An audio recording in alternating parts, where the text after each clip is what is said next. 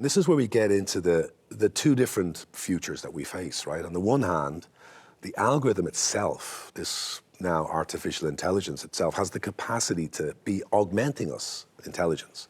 Think about nurses being able to help out more directly in the health service, or the ability to run the trial and error on the new drug much quicker than in the past, or the ability to make sure that we can actually have more environmentally friendly food production.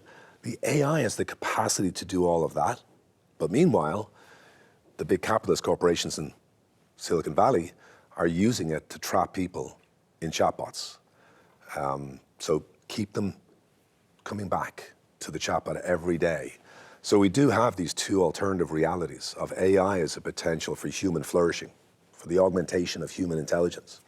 But over here, the people making the money from it and making the big investments have a very narrow application of the technology. There's a difference between augmenting our intelligence and expanding our lives and doing us harm, though, isn't there? Yeah.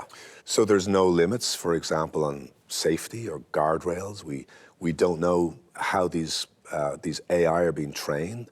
They're being controlled in the background by a small group of engineers. I mean, the number of people who know what's going on inside the black box, where all the data goes and all the system prompts, as they call them, maybe a couple of hundred people in the world know what's going on inside that. And that's essentially where we have the problem.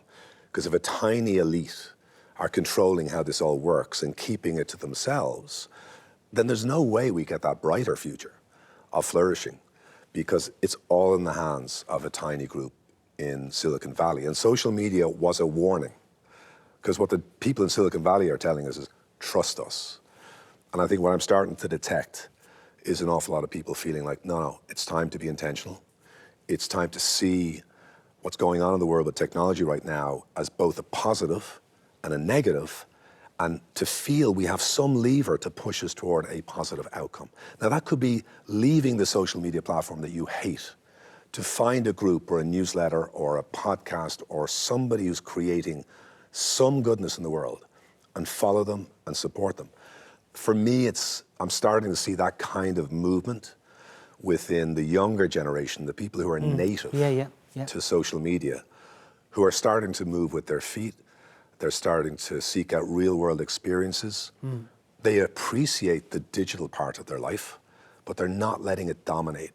And so what I'm seeing right now is the beginnings of what I feel is kind of a digital civil rights push that feels now real in the lives of these younger people. And I'd like to think that those who are older, who still have some sense of optimism,